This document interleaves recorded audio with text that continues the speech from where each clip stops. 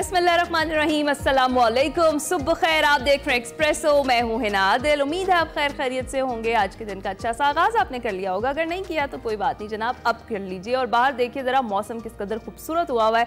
मैं ख़ासतौर पर लाहौर की बात कर रही हूँ जी। लाहौर का मौसम इंतहाई बेहतरीन है इस वक्त, क्योंकि बारिश जो है वो सुबह भी हुई है, रात भर भी बहुत सारे मुख्तलिफ जो इलाके हैं वहाँ पर बारिश होती रही है, रिमझिम होती रही है। सुबह के वक्त में भी बारिश हुई है। बहुत सारे जो नशेबी इलाके हैं वो ज़ेर-ए-आब भी आ गए हैं, मसले मसाइल भी शुरू हो गए हैं। लेकिन क्या कहें कि हब्स और वो वाली जो सूरत हाल है वो सिर्फ तब तक बेहतर रहती है जब तक बारिश होती है और हवा चलती है। लेकिन जैसे ही बारिश ख़त्म होती है उसके बाद फिर वही वाला मौसम जो है वो आ जाता है, हब्स होता है और उसमें सांस लेना जो है वो दुश्वार हो जाता है। लेकिन मुल्क के बेशतर इलाकों में बारिश हुई, उसके बाद फिर मसाइल हमारे आपके सबके मुश्तरका हैं। वो ये हैं कि बहुत सारी जगहों पर बिजली जो है वो बंद हो जाती है, उसके मसाइल हैं। नशेबी इलाके ज़ेर-ए-आब आने से आपको ट्रांसपोर्टेशन में जो है वो दिक्कत का सामना करना पड़ता है। ख़ासतौर पर लाहौर की बात करें तो बहुत सारे तरक्याती काम जो है वो हो रहे हैं, तो उस सिलसिले में बहुत सारी जगहों पर खुदाई की गई है। फिर वहाँ भी पानी जब इकट्ठा हो जाता है तो ख़ास तौर पर आपने वहाँ से गुजरते हुए एहतियात करनी है, क्योंकि बहुत बड़े बड़े गड्ढे खुदे हुए हैं सड़कों पर।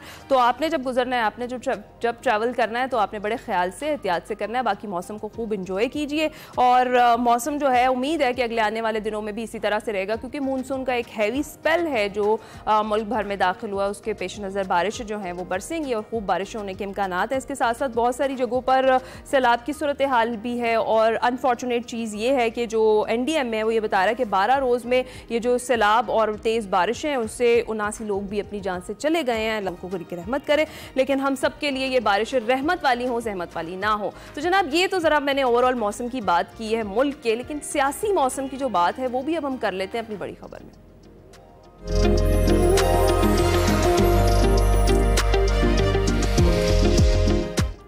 तो जनाब तहरीक इंसाफ की सियासी और कानूनी मुश्किलात जो हैं वो बढ़ रही हैं, और कहा यह जा रहा है कि तहरीक इंसाफ में सेनेट के लिए इलेक्शन में जो सीटें बचाने के लिए बैठकें हैं वो अब हो रही हैं। और ये भी बताया जा रहा है कि मखसूस नशिस्तों पर आने वाले अरकान से हल्फ नहीं लिया जाएगा।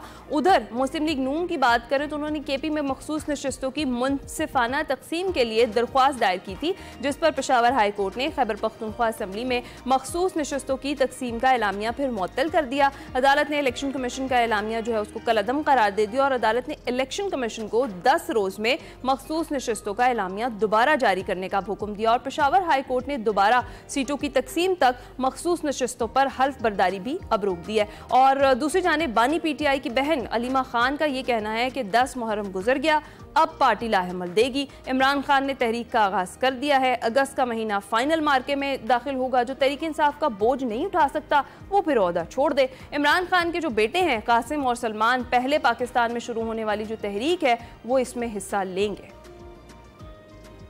ने कहा है अब हमारे पास कोई और चारा नहीं है, हमें तहरीक शुरू करनी पड़ेगी, क्योंकि हमारे सारे दरवाजे बंद हो गए हैं। कि मेरी बहनों ने उनको बताया कि बाहर बात हो रही है कि नून लीग आपसे बात करना चाहती है। उन्होंने कहा है अब हम सिर्फ तहरीक चलाएंगे। उन्होंने ये भी कहा है जो तहरीक का वजन नहीं उठा सकता वो अभी से अलग हो जाए, नहीं तो मैं बाहर निकल के उनको बाहर निकाल दूँ। और उन्होंने कहा है कि ये तहरीक की पीक जो है 5 अगस्त को होनी चाहिए। जो इमरान खान के अपने बच्चे हैं सुलेमान और कासिम, उनको ये बता दिया है कि वो अब सुनने को वो भी तैयार नहीं है। हम ही ने उनको रोका हुआ था। सुलेमान कासिम ने कहा है कि उसके बाद हम आएंगे पाकिस्तान, और वो तहरीक के अंदर अपना हिस्सा लेना चाहते हैं। कासिम और सलमान पहले अमेरिका जाएंगे और फिर आएंगे पाकिस्तान और फिर तहरीक में हिस्सा लेंगे। देखते हैं जी वो कामयाब होते हैं क्राउड पुल करने में या नहीं। फिर हैरान कुन तौर पर अभी तक तहरीक चलाने का जो फाइनल डेट है वो नहीं दी गई है। और उधर बैरिस्टर गौहर खान जो है उनकी बानी PTI से मुलाकात की अंदरूनी कहानी सामने आ गई है। ज़राए ये बता रहे हैं कि बैरिस्टर गौहर ने वज़ीर आज़म की जानिब से मुज़ाकरात की पेशकश बारे भी उनको बताया है। और बैरिस्टर गौहर ने बानी PTI को असीर क़यादत के ख़त बारे भी आगाह कर दिया। और बैरिस्टर गौहर ने बानी को बताया कि मौजूदा हालात में क़यादत के बारे में सख्त पैगामात मुनासिब नहीं हैं। बैरिस्टर गौहर खान ने एहतजाज में शिरकत न करने पर लोगों को पार्टी से निकालने की हिदायत पर भी नज़रसानी की दरख्वास्त की। और बैरिस्टर गौहर खान की गुफ्तगू पर बानी PTI ने कोई हतमी जवाब अभी तक नहीं दिया। इस सारी सूरत हाल में बात करनी में ज्वाइन कर चुके हैं आमिर असराना साहब। अस्सलाम वालेकुम आमिर साहब, सुबह खैर, कैसे हैं आप? जी वालेकुम अस्सलाम, बिल्कुल ठीक ठाक। आमिर साहब कैसा है शहर इक़्तिदार का मौसम? यहाँ हर वक्त तेजी चलती रहती है, आजकल भी चल रही है। अब तहरीक की बातें आपने सुना दी हैं। इलेक्शन कमीशन के फैसले पे कुछ हद तक पेशावर हाई कोर्ट ने रोका है कि दोबारा सुन लें, 10 दिन के अंदर फैसला कर लें। और जाहिर है कि फिर सुप्रीम कोर्ट में 12 जुलाई को सुप्रीम जुडिशल काउंसिल का इजलास बुलाया गया है, जहां कुछ जजों की किस्मतों का शायद फैसला हो जाए कि कोई रेफरेंस पुराने दायरे हैं उनके बारे में स्पेशली देखा जा रहा है। तो इस किस्म की हैं, हाई कोर्ट में भी है, इस्लामाबाद हाई कोर्ट में तो हर वक्त हलचल रहती है। अच्छा, आपने सियासी मौसम डायरेक्ट बता दिया। मैं पूछ रही थी कि वैसे मौसम कैसा चल रहा है, कि बारिशों का जो स्पेल आया हुआ है उसके बाद से शहर इक़्तिदार का मौसम कैसा चल रहा है, उस पर भी जरा बताएं। इस वक्त कैसा मौसम है उधर? नहीं, मौसम बेहतर है जी, बारिशें हो रही हैं तो जमीन की गर्मी खत्म हुई, जो पानी की कमी थी बहुत हद तक वो सेटल होगी कि और पानी का लेवल नीचे ना जाए। तो धूप भी आती है, अब्स भी है, लेकिन निस्बतन जो गर्मी की फिजा थी वो कम हुई है पहले से। सही है, बेहतर हो रहा है मौसम, और अभी बारिशें हैं, चलेंगी। बिल्कुल बिल्कुल, आगे बारिशें हैं। अच्छा, अब वापस सियासी मौसम पर आ जाते हैं। ये जो अलीमा खान साहिबा कह रही हैं कि जो बानी पीटीआई का ये पैगाम है कि रास्ते सारे बंद हो गए हैं और एक ही रास्ता है और वो है तहरीक, तो अभी फाइनल डेट तो कोई नहीं दी, लेकिन वो 5 अगस्त को कह रहे हैं कि मुल्क भर में शायद जो तहरीक है उसका जो पीक है उसका ऐलान कर दिया। आपको लगता है कि जो करंट सिचुएशन है उसके अंदर तहरीक इंसाफ एक मौसर किस्म की तहरीक चला पाएगी? देखें, वो फैसल फरीदा इमरान खान के वकील भी हैं, वो कल एक जगह कह रहे थे कि मैं तो चूंकि गया नहीं इमरान खान से मिलने, लेकिन जिस किस्म की तहरीक चल रही है हो सकता है ये कहें कि टार्च ऑन करके छतों से एहतजाज शुरू करें। वो मजाक उड़ा रहे थे उस बात का, और बाद में वो कह रहे थे कि ये मैं बात ऐसे नहीं कह रहा, तजावीज़ ये भी हैं। लेकिन बैरिस्टर गौहर जो गुफ्तगू कर रहे हैं वो तो इमरान खान से यही बात कर रहे हैं ना कि रास्ता निकालें। लेकिन जो इमरान खान का हतमी मैसेज पब्लिक में आया वो ये आया कि अब मुज़ाकरात किसी किस्म के नहीं होंगे और एहतजाज होगा, और वो 5 तारीख नुक्ता उरूज होगा। लेकिन हम इमरान खान साहब और उनकी लीडरशिप को देखते हुए जो मुसलसल हम देख रहे हैं कि फैसले बदलने में वो अपना सानी नहीं रखते, कभी भी कुछ भी कर सकते हैं। अभी तो उनके साहबजादों के आने का ऐलान हुआ है, तो मोमेंटम बनेगा अगर वो यहाँ आएंगे, तो हम वेट करेंगे कि उनके दोनों साहबजादे इस्लामाबाद पिंडी आए, अपने वालिद से मिले। उनका हक बनता है कि वो मिलें। वो 2 साल से जेल में, 5 अगस्त को 2 साल पूरे हो जाएंगे, वो नहीं आए मिलने। तो एक तो उनको आना चाहिए, दूसरे तहरीक अगर वो चलाते हैं तो ये उनका राइट होगा कि वो उसमें शरीक हों। वो कितनी तेज़ी से शरीक होंगे, सिंबॉलिकली होंगे या वो नहीं आएंगे, क्योंकि ये आने और जाने की कहानियाँ अली अमीन गंडापुर 2-3 दफ़ा में मुख्तलिफ अंदाज में सुना चुके हैं पीटीआई की, और सच्ची बात अभी तक किसी ने नहीं बताई समेत इमरान खान के, क्योंकि वो भी सारा सच जान चुके हैं और नाराज़ भी हैं, और वो परेशान भी हैं कि ये मेरी लीडरशिप कर क्या रही है। क्योंकि देखें, जुनैद अकबर खान को सूबाई सदर बनाया केपी का, उन्होंने बड़ी भड़कें लगाई कि हम केपी को सारे को बंद कर देंगे, ना हम कोई गिलगित से आने जाने देंगे, रास्ते हम बंद कर देंगे, पंजाब की तरफ जो रास्ते जाते हैं, मोटरवेज हैं, हम सब बंद कर देंगे। बड़े ठीक ठाक तगड़े ऐलानात थे। लेकिन उसके बाद क्या हुआ कि वो कह रहे हैं कि मेरी तो डीपी और डीसी नहीं सुनता मेरे हल्के में, और जिसने मेरे साथ असद कैसर, शहराम तरकई ने जलसे कराए उनकी कोई नहीं सुनता, बैरिस्टर गौहर की नहीं सुनता। तो फिर तहरीक तो अब तक तो अभी यही चल रहा है कि इमरान खान ने 25 मई 2022 को केपी सबाबी से शुरू की थी और वो वापस चले गए थे, वो इस्लामिक टच देते हुए कासिम सूरी वाला। उसके बाद से इनकी पार्टी कई दफ़ा आई और चली गई, तो ये कोई ऐसा हैजान नहीं बर्पा कर सके कि गवर्नमेंट परेशान हो जाए और कोई इनसे बातचीत पे वो मजबूर हो जाए। गवर्नमेंट तो आज खुद इनको ऑफर कर रही है, बैरिस्टर गौहर को लास्ट सेशन में भी पीएम ने की, लेकिन इमरान खान ने अब फिर कह दिया है, जो कल रात उनका ट्वीट भी आया है उसमें लिखा है कि किसी किस्म के मुज़ाकरात नहीं होंगे और सिर्फ तहरीक चलेगी। अब देखते हैं कि पंजाब जो तहरीक का मरकज होना चाहिए वहां से कितनी हिलजुल करते हैं ये, इनमें कितना दमखम बाकी है, क्योंकि उनकी क़यादत तो बिल्कुल नहीं आती। वर्कर ज़ाहिर आते हैं बेचारे, जो केपी से भी आए वो भी बेचारे जेलों में गए, जमानतें हुई, अब उनको आने जाने का खर्चा देने वाला कोई नहीं। गरीब आदमी तो सरकारी गाड़ियां देख के या जलसे जुलूसों के लिए जो पॉलिटिकल क़यादत मुहैया करती है गाड़ियां, उस पर बैठ के आ ही जाता है, ना वापसी का कोई रास्ता उसे मिलता है। और फिर जब वो पर्चों में नामजद हुआ होता है तो फिर उनके लिए कोई बंदा सामने नहीं होता, रोटी पानी खर्चा, दुकानदार हैं, मुलाजिम है, स्टूडेंट है, जो भी आया फंस गया है। तो ये तो पीटीआई को पहले जवाब देना पड़ेगा, फिर ये तहरीक कामयाब होगी। मेरा नहीं ख्याल कि अभी तक कोई मौसर तहरीक का इनके इम्कानात बने हो। अच्छा, और आमिर साहब, एक चीज़ तो ये भी चल रही है ना कि जो बानी पीटीआई के जो साहिबजादे हैं कासिम और सलमान, वो तो पाकिस्तानी शहरी भी नहीं है, वो किस हैसियत से इस एहतजाजी तहरीक में शामिल होंगे? और दूसरी तरफ जो अलीमा खान साहिबा हैं वो भी मुसलसल बयानात दे रही हैं। तो फिर आपको नहीं लगता कि तहरीक इंसाफ में भी अब मौरूसी सियासत होती हुई नज़र आ रही है, जिस पर हमेशा बानी जो है वो दूसरी पार्टीज पर तनकीद करते थे, तो अब वो भी यही टूल यूज़ कर रहे हैं खुद भी?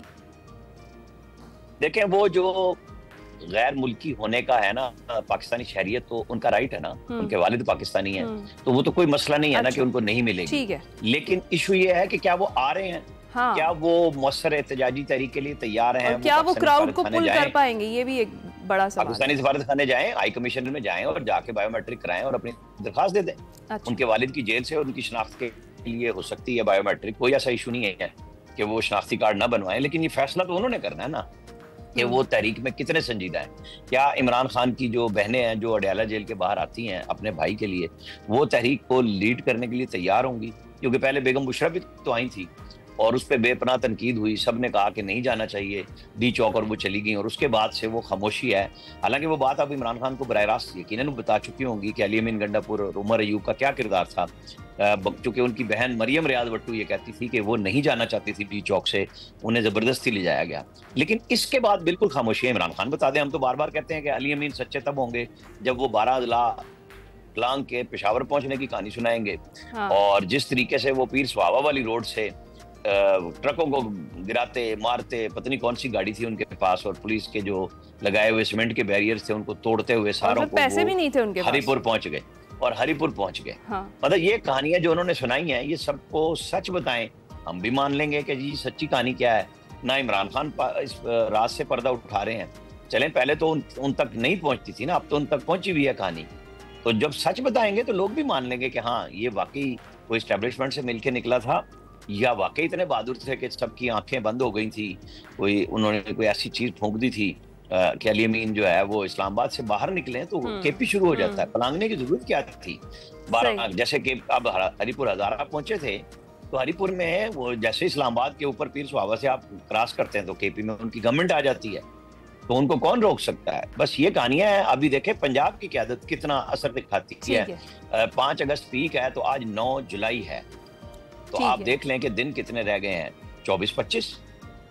बिल्कुल बिल्कुल ऐसे ही। अच्छा, एक और आपने कहानियों का जिक्र किया, एक और भी कहानी का जिक्र हो रहा है और वो बार बार यही खबर सामने आ रही थी कुछ सहाफ़ियों की जानिब से भी कि नवाज शरीफ साहब जो हैं वो अडयाला जाकर मिलना चाहते हैं बानी पीटीआई से, और हो सकता है कि ये मुलाकात हो जाए। लेकिन उस पर फिर वो सेनेटर इरफान सदीकी जो हैं वो ये कह रहे हैं कि वो ये जो सारी झूठी खबरें और ऐसी अफवाहें हैं ये पाकिस्तान तहरीक इंसाफ खुद ही बनाती है, और कारकुनों को तसल्ली दी जा रही होती है कि अभी भी जो बानी पीटीआई हैं उनका काम बड़ा बुलंद है। आपको क्या लगता है ऐसी खबरों में कुछ सदाकत है? हमने तो पहले ही कहा था कि ऐसा कुछ होगा नहीं, लेकिन जिन्होंने दी उनमें एक कामरान शाहिद है। उनका कल मुझे खुद फोन आया था कि आमिर भाई वो क्लिप सुन ले, मैंने तो किसी और की खबर का जिक्र किया था और क्लिप में से कुछ हिस्सा चला दिया गया कि जैसे मैं कह रहा हूं कि नवाज शरीफ चले जाएंगे, तो मैंने ऐसा कुछ नहीं कहा। अब आप देखें जो खबर दे रहे हैं वो खुद कह रहे हैं कि ऐसा नहीं था, ऐसा था। हम पहले दिन से कह रहे थे कि नवाज शरीफ जब अपने भाई की वफाकी हुकूमत में सीरियसली कोई मशवरा नहीं दे रहे, किसी मीटिंग में नहीं आते, सिर्फ पंजाब गवर्नमेंट में जहां बेटी की हुकूमत है वहां वो मीटिंग्स भी करते हैं, बात करते हैं, वो पॉलिटिकली फाल नहीं है अपनी जिस जमात के वो सरबराह हैं और जो जमात उनके अपने नाम पे है, तो वो अडयाला में क्यों जाएंगे? वो जब वक्त था वजीर आजम थे वो बन्नी गाला चले गए थे इमरान खान को मनाने के लिए, जो उनके मनसब के बात भी थी। अब ऐसी कौन सी मजबूरी आई है कि वो जाएंगे? और जाहिर है कि वो तरदीद तो सबने की, लेकिन खबर देने वालों ने कहा कि ये हमने खबर कहीं और से सुनी थी और पूछा था उस पर, और राना सनाउल्लाह से तरदीद कराई थी, तो बस खबर खत्म हो गई। 2-4 दिन का शो था क्योंकि मुहर्रम चल रहा था, कुछ लोगों के पास खबरें नहीं थी तो ध्यान इधर उधर की खबरों पे चलाए रखा, काम चल गया। अच्छा ठीक है। और जरा आगे बढ़े तो जो सोशल मीडिया है इसी पर ही वो 27वीं आईनी तरमीम के भी चर्चे चल रहे हैं और यही कहा जा रहा है कि जो सदर पाकिस्तान है उनको हटाया जाएगा। ऐसी कोई सिचुएशन बनती देख रहे हैं आप? जी बिल्कुल नहीं। ये कुछ लोग फिर अगेन साफियों ने खबर दी, ये उनकी जिम्मेदारी है। कोई हालात ऐसे नजर नहीं आ रहे, और जो गुफ्तगू लोग समझ रहे थे कि शायद ये अपारा की तरफ से उनको फीड की गई है स्टोरी सदर पाकिस्तान वाली, वो अपारा ने ही सोशल मीडिया पे आके बराह रास्त उसकी तरदीद की, बल्कि उनकी 2 खबरों की इस तरह तरदीद की कि एक साफी ने कहा था कि सदर ने जुलाई में 2024 में जो ब्रीफिंग दी थी जिसमें DGISI भी थे वो पब्लिक कर दी थी, खुफिया तौर पे उसको किया और नहरों पे मसला बना तो उन्होंने जवाबन वो प्रेस रिलीज चला दी जो प्रेसिडेंसी से ट्वीट हुआ था जुलाई 24 में, जिसमें DGISI बैठे हुए हैं, सदर बैठे हुए हैं और उसमें ये जिक्र किया गया है कि चिकनाल और बाकियों का। तो ये कैसी खुफिया ब्रीफिंग थी जो खुद प्रेसिडेंसी ने पब्लिक की थी। तो एक ये, दूसरे फिर उन्होंने जिसने ये खबर दी कि जी वो जरदारी साहब जा रहे हैं, उसका भी बताया कि आपका ट्रैक रिकॉर्ड अगर आप कहते हैं सच्चा है तो उन्होंने एक दो खबरों का हवाला दे के कहा कि ये आपकी सच साबित नहीं हुई, ये भी सच नहीं होगी। तो उन्होंने बिल्कुल उससे बरी जिम्मा अपने आप को करार भी दिया और साबित किया कि ये खबर उनकी तरफ से नहीं दी गई, ये कुछ और ही लोगों की तरफ से थी। तो वो डाई डाउन होगी, जब होगी चीजें सामने आएंगी। अभी मेरा नहीं ख्याल कि पीपल्स पार्टी, नून और इस्टेब्लिशमेंट में किसी किस्म की कोई दरार बनी है, ये बन सकती है, फिलहाल तो नहीं है ऐसा। ठीक है, बिल्कुल ठीक है। अच्छा, और आमिर साहब, कल जो इस्लामाबाद की जुडिशल मजिस्ट्रेट ने यूट्यूब चैनल्स ब्लॉक करने की FIA की जो दरख्वास्त थी फिर उस पर समाअत की, आपने देखा ही होगा, और अदालत ने फिर यूट्यूब के ऑफिसर इंचार्ज को जो 27 यूट्यूब चैनल हैं वो ब्लॉक करने का हुक्म दे दिया। वैसे तो अगर हम देखें तो PTI का भी कोई दौर इतना को खास नहीं था, मीडिया की ज़ाहिर राय के लिए कोई इतना गोल्डन टाइम नहीं था, लेकिन ये जो मुखालफिन की आवाज़ दबाने का सिलसिला हमेशा से जारी है, क्या इस तरह से आवाज़ दबाई जा सकती है? और हुकूमत चाहे किसी की भी हो, अपोजिशन में उनका पॉइंट ऑफ व्यू हुकूमत में आने के बाद फिर चेंज क्यों हो जाता है? जो कल पसंद होता है वही आज फिर बुरा क्यों लगने लग जाता है? देखिए, आपने बिल्कुल सही निशानदेही किया कि हर हुकूमत के दौर में ऐसा ही होता है। लेकिन मैं आपको बताऊं कि क्या पाकिस्तान इंडिया की जंग में जो लोग इंडिया के तरफदार हो चुके हुए हों, चाहे वो पाकिस्तान से बाहर पाकिस्तानी बैठे हों या पाकिस्तान में बैठ के दुश्मन का प्रोपेगेंडा कर रहे हों, और वो सिर्फ यूट्यूबर ही क्यों, वो उमर अयूब ने भी यही किरदार अदा किया था। उन्होंने कहा था ना इनके पास जहाज उड़ाने के लिए तेल है, ना इनके पास गोले मारने के लिए गोले रह गए हैं, ये तो यूक्रेन को दे चुके हैं। यानी एक इंटरनेशनली अपोजिशन लीडर एक ऐसी बात कर रहा है जो पाकिस्तान को क्वेश्चन में ले आती है कि आप किस जंग में चले गए थे। अलीमा खान साहिबा ने कहा कि ये तो मिली भगत है। अच्छा, अब वो जंग भी हम जीत चुके, सब कुछ हो गया। ऐसे में मतलब मैंने सिर्फ एक मिसाल दी है कि जिन सोशल मीडिया इन्फ्लुएंसर्स ने, यूट्यूबर्स ने, सहाफ़ियों ने जो पाकिस्तान दुश्मन किरदार अदा किया, उनको तो मैं नहीं समझता कि किसी किस्म का कोई रियायत मिलनी चाहिए। हाँ, लेकिन पाकिस्तान के कवानीन मौजूद हैं। मजिस्ट्रेट ने ऑर्डर किया, गूगल की तरफ से लोगों को, यूट्यूब की तरफ से मैसेजेस आ गए कि हमें एक लीगल नोटिस इशू हुआ है आपका चैनल बंद करने के लिए। लेकिन इशू ये है कि जब इतना अच्छा सबूत, शवाहिद मौजूद हैं, तो आपने उन्हें नोटिस क्यों नहीं दिए? या अदालत देती या वो नेशनल साइबर क्राइम एजेंसी खुद उन्हें बुलाती कि ये आपका मवाद है, इस पे हमें जवाब दें, ताकि आपका केस अच्छा मजबूत हो जाता। अब भी गवर्नमेंट को यही करना चाहिए कि चले, आपको बहुत देर बाद होश आया कि जो पाकिस्तान की सालमियत से खेलते हैं, मैं सिर्फ उनकी बात कर रहा हूँ, आप उनको नोटिस तो करें, और जिनके किसी भी मवाद पे आपको ये ख्याल है कि इससे मुल्क को खतरा होता है या पाकिस्तान को मसाइल पैदा हो सकते हैं, आप उनको नोटिस दें, उनसे जवाब लें और उसके बाद ये कार्रवाई शुरू करें, बेशक क्रिमिनल कार्रवाई करें। लेकिन ये एक चीज है क्वेश्चन, और हो सकता है किसी आला अदालत की तरफ से वो जो नोटिस इशू किए गए हैं या ऑर्डर हुआ है वो मुअत्तल ही हो जाए, फिर क्या करेंगे? लिहाजा बेहतर होता है कि पहले आप सुकून से बैठ के करें। आप इतने अरसे में जज्बात में नहीं आए, अगर आप आ ही गए थे कि फैसला करना है, तो फिर इन सब को नोटिस चाहे अदालत से कराते, चाहे खुद करती वो नेशनल क्राइम एजेंसी के जनाब आएं और जवाब दें। मेरा ख्याल है कि तरीक़ाकार अपना लेना चाहिए, फिर जो गलत है गलत उसको सजा दें, बंद करें, जो ठीक है फिर उसको। कुछ लोग वैसे भी तंबीह के तौर पे सेट हो जाते हैं कि जी हम आइंदा ऐसा नहीं करेंगे, तो ये मरहला होना चाहिए। बहरहाल बिल्कुल ठीक है, बहुत शुक्रिया। आमिर असरार साहब हमारे साथ मौजूद थे। ओवरऑल जो पॉलिटिकल सिचुएशन चल रही है मुल्क भर में, उस पर हम बात कर रहे थे। अभी हम ब्रेक पर जाएंगे, आप कहीं ना जाइएगा।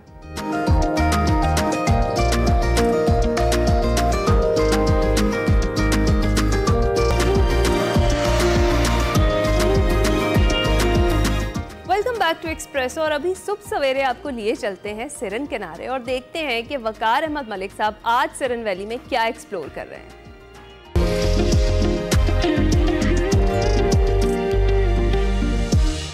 कमाल है, इसके ऊपर कुछ लोगों ने अपनी मोहब्बत का इजहार भी किया हुआ। फकत बामो दरो दीवार बाकी हैं, बकाया गर मुकम्मल है। वाह।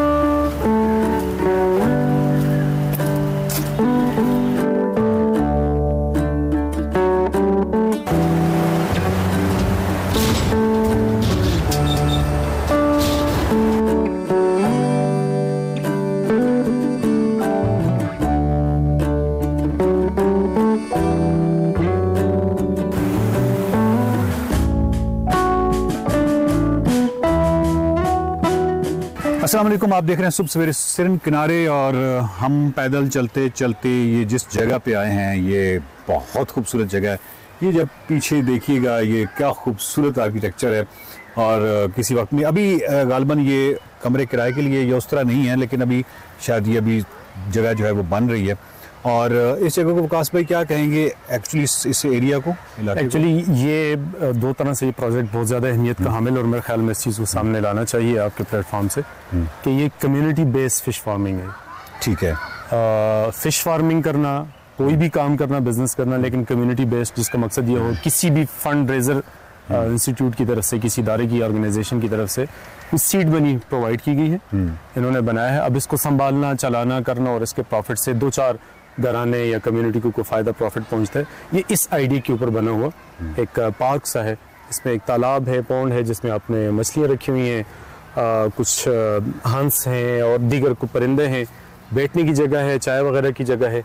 ये जो कमरे हैं ये एक आर्किटेक्चर का भी नमूना है और बाकी चीज़ें भी इसमें हैं।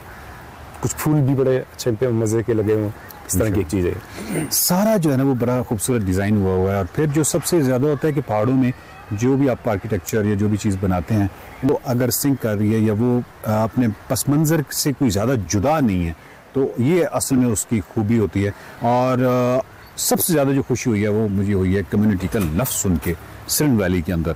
और आप सोचिए ना, इस आइडिया को प्रमोट करना, इस आइडिया को प्रमोट, अगर ये सक्सेसफुल होता है तो इसको रेप्लिकेट करते करते पूरी वैली में ये कम्युनिटी का एक तस्वर आ जाता है। असल में मैं उसमें इसलिए सहूलत पाता हूँ क्योंकि जहाँ पे भी कम्युनिटीज़ जो हैं वो बहुत ज़्यादा एक्टिव होती हैं, वहाँ पे टूरिज़्म से रिलेटेड प्रॉब्लम जो है वो नहीं होते या कम हो जाते हैं, या कम्युनिटी जो है एज अ कलेक्टिव उसको टेकअप करती हैं। तो ये बड़ी खूबसूरत चीज़ है। हम अभी यहाँ से निकलेंगे और ये जो बहुत ही खूबसूरत जगह है ये भी आप देखते रहें, और इससे आगे निकल के हम एक बहुत ही अहम सस्पेंशन ब्रिज है जो आपको दिखाना है।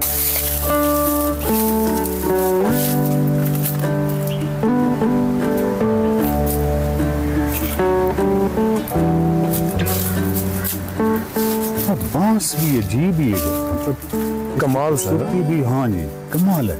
इसके ऊपर कुछ लोगों ने अपनी मोहब्बत का इजहार भी किया हुआ, नकूश छोड़ रखे हैं। हाँ, दरख्तों पे भी मुझे तरस आता है, लेकिन आर्कियोलॉजिकल साइट्स पे और ज्यादा तरस आता है।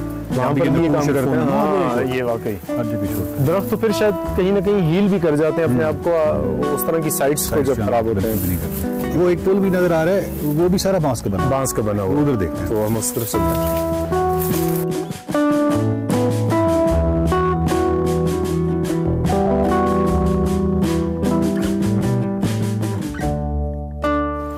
से एक होता है ना कि बहुत फिनिशिंग या वो वाला स्टाइल, एक होता है फिर कि चले एक थोड़ा सा रफ टफ स्टाइल। हाँ जी, ये कोई राह की कोई एक्सट्रीम शक्ल है ना। हाँ जी, तो वो ये है। अच्छा, आपकी बात से पहले भी मैं इसी तरफ मुतवज्जह करना चाह रहा था कि इसकी बनावट ये बता रही है कि कोई भी चीज स्पेसिफिकली लाई नहीं गई। हाँ, ये आइडिया बेसिकली से दरख्त काटा नहीं गया, जो कुछ अवेलेबल था, बांस है, बांस का टुकड़ा है, फट्टा है, छोटी फट्टी है, उसको जोड़ा गया है। जिस बंदे ने मेहनत बड़ी की है, जिन्होंने भी की है, ये आइडिया मुकम्मल है, आइडिया मुकम्मल है और इंसानी मेहनत बहुत है जी हाँ, इस पे नो डाउट।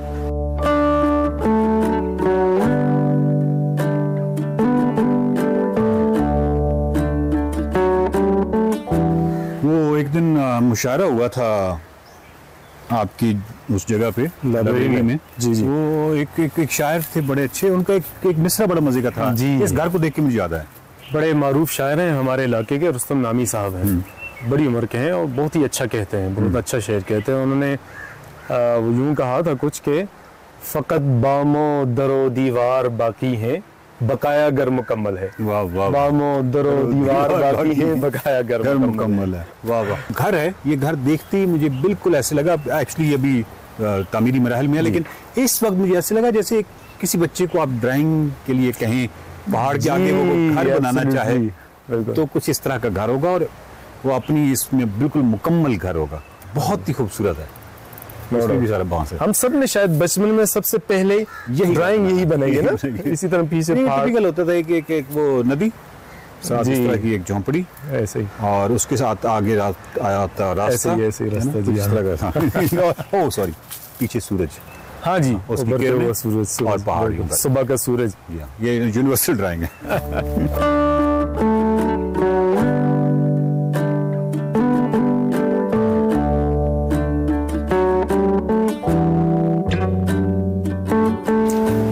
पाकिस्तान में एक सूबा ऐसा है जहाँ पे कानूनन आप प्लास्टिक की फैक्ट्री लगा ही नहीं सकते। अच्छा, क्या ये हमारे पाकिस्तान में, पंजाब में तो इतनी फैक्ट्रीज आपको पता ही है। फिर ये जीबी होगा? हाँ, ये जो शॉपिंग बैग है ये आप बना नहीं सकते, ये है जीबी।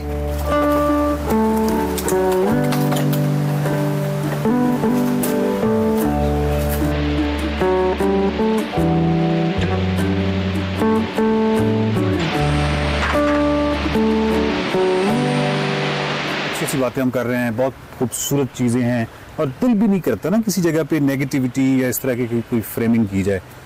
लेकिन फिर हम बात भी इसलिए नहीं आ सकते कि चीज़ें ऐसी होती हैं। यहाँ पे अभी तक टूरिज़्म उस तरह फ़रोग नहीं पाया, सियाहत इस तरह नहीं है, यहाँ पे भी सियाह उस तादाद में आने शुरू नहीं हुए। लेकिन यहाँ पे आपको बोतलें, रैपर, यहाँ पे वो जो प्लास्टिक के गिलास और हर तरफ आपको ये गंद जो है ये सिरन लेक के अंदर नज़र आ रहा है। अब इसमें आप कभी भी इस तरह की जगहों पे इंतज़ामिया को ज़्यादा दोष नहीं दे सकते, क्योंकि अगर आप जितने मर्जी महकमे बना लें, पूरे पाकिस्तान में महकमे बना लें, लाखों लोगों का महकमे बना लें, जिसमें लाखों लोग जो है वो सिर्फ सफाई पे मामूर हों, तब भी 24 करोड़ का गंद जो है वो संभालना मुश्किल है, नामुमकिन है, अनटिल कि वो 24 करोड़ बंदा खुद कॉन्शियस हो जाए।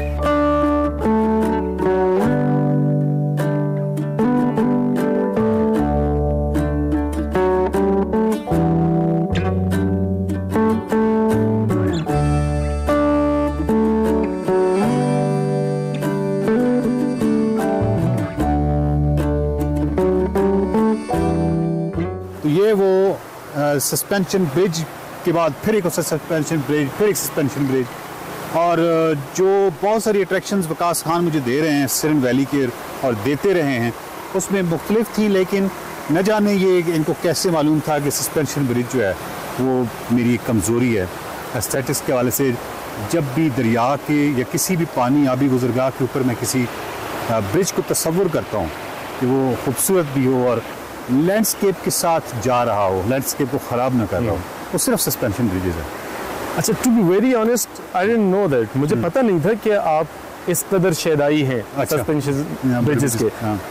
लेकिन जब फर्स्ट टाइम आपने देखा और फिर जिस तरीके से आपने उसके बारे में बात की, तो मुझे लगा कि नेक्स्ट मॉन्यूमेंट्स में, नेक्स्ट में जो भी मार्क्स आते हैं, ऐसे सिंबल्स आते हैं, तो उसमें हमने इसको एक बहुत ज़्यादा अहमियत देनी पड़ेगी। तो आपके पास तो इतना बड़ा सासा ऑलरेडी मौजूद है। ये बहुत पुराना सस्पेंशन ब्रिज है, बंद है ट्रैफिक के लिए भी, और शायद मेरा ख्याल है कि पहले एक्चुअली मैंने काटा आपको, यहाँ इस तरफ भी बड़ी आबादी है मेन रोड से, सुम इलाही मंग इस जगह को कहते हैं, तो इसी से ट्रैफिक भी जाती थी। गाड़ी आप देखें इसकी चौड़ाई गाड़ी के हिसाब से, बट देन फिर ये ज़रा पुराना हो गया, इसको हिफाजत के नुक्ते नज़र से गाड़ियों के लिए बंद कर दिया है। दूसरा ब्रिज बन चुका है जिससे ट्रैफिक आ जा रहा है, रवां दवा है।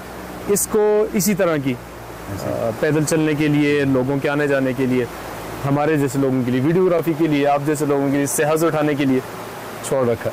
और अगर आप इस ब्रिज पे खड़े होंगे तो आपको क्या नजर आएगा?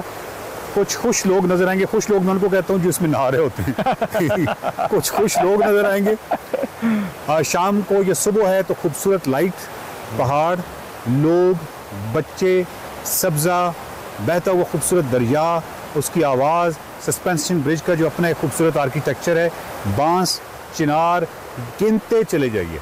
और आज तो खैर धूप वाला दिन है, वरना बादल जो हैं उनकी भी यहाँ पे बड़ी खूबसूरत एक होती है, जो है क्या कहते हैं उसको, एक आपने धूप का जिक्र किया और दरमियान में चिनार का जिक्र भी किया।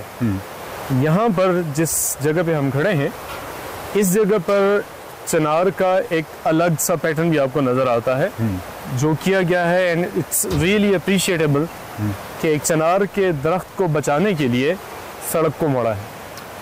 ये मैं नहीं दिखा, इस एपिसोड में हमारा टाइम खत्म हो गया है इस वक्त खत्म। ये बड़ी चीज़ है, बड़ी कहानी है, क्योंकि दरख्तों के हवाले से कोई भी कहानी बड़ी कहानी होती है।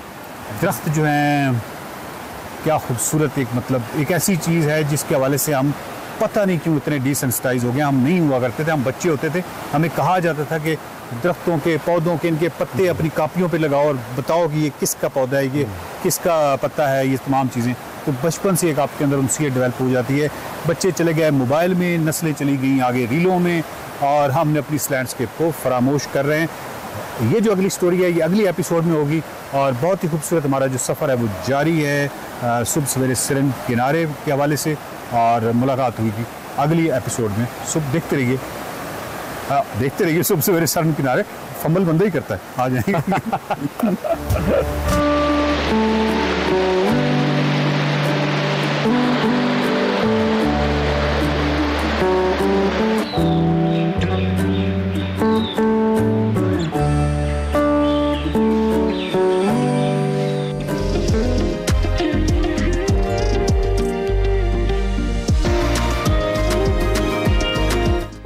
एक्सप्रेसो जनाब, अभी तक हम आपके साथ मुल्क की सियासी सूरत हाल, मौसमी सूरत हाल भी शेयर कर चुके हैं, लेकिन सिरन वैली की सैर भी आपको मैंने करा दी है। एंटरटेनमेंट डोज भी बनती है, तो वो जनाब उसमें हम कैसे पीछे रह सकते हैं। एक्सप्रेस एंटरटेनमेंट के इस वक्त जितने ही ड्रामे चल रहे हैं वो सभी बड़े शानदार हैं और अच्छी खासी धूम उन्होंने मचाई हुई है, और जो आप लोगों का पॉजिटिव फीडबैक आ रहा है सोशल मीडिया पर वो भी बड़ा ज़बरदस्त है। उसके पेश नज़र हमने सोचा ज़रा अभी कुछ बात अर्श की कर लेते हैं। तो वो ख़ास तौर पर जो ये अर्श ड्रामा है वो नाज़रीन की तवज्जो का मरकज़ बना हुआ है, और अब जो ज़रा स्टोरी में ट्विस्ट आ गया है वो ये कि क्या जाहिद जो है वो अपनी चाल में कामयाब हो भी पाएगा, और अब जब अर्श का दिल भी अरसल की तरफ खिंचने लगा है तो क्या अरसल खुद को अर्श के लिए बदल पाएगा, ये देखना है। सोनिया हुसैन और समी खान की जो बेमिसाल जोड़ी है उसने इस ड्रामे अर्श के हर लम्हे को इतना गहरा बना दिया कि हर सीन आपके दिल में घर कर जाता है। तो ज़रा बगैर किसी डिले के हम प्रोमो देखते हैं अगले एपिसोड का। मोहब्बत तो बेनियाज होती है, इसमें महबूब अच्छा होता है ना बुरा, वो बस महबूब होता है। अगर मुझे पा लेने की चाहत में तुम अपनी जिंदगी संवार सकते हो तो इससे अच्छी बात और क्या ही हो सकती है। पता भी है आपके भाई की तबीयत कितनी खराब है, मरते मरते बचे हैं वो, पता नहीं कब तक बचे रहेंगे। आपको ना मेरा शुक्रिया अदा करना चाहिए। आपके भाई ने जो मेरे साथ सलूक किया उसके बावजूद इंसानियत के नाते उनकी खिदमत कर रहा हूँ मैं। सुनाई दे दिखाई दे बस तू ही तू मुझे। तो ये आपने ट्रेलर देखा है, अब आप अगले एपिसोड के लिए तैयार हो जाएं। अच्छा खासा ट्विस्ट आने वाला है, और ख़ास तौर पे सोनिया हुसैन की अगर मैं बात करूँ तो वो जो भी सीन जो भी किरदार करती हैं वो उसमें जान ज़रूर डाल देती हैं। मेरी बड़ी फेवरेट एक्ट्रेस हैं वो। तो आपने जनाब अर्श देखना नहीं भूलना है हर बुध और जुमेरात की रात 8 बजे सिर्फ और सिर्फ एक्सप्रेस एंटरटेनमेंट पर।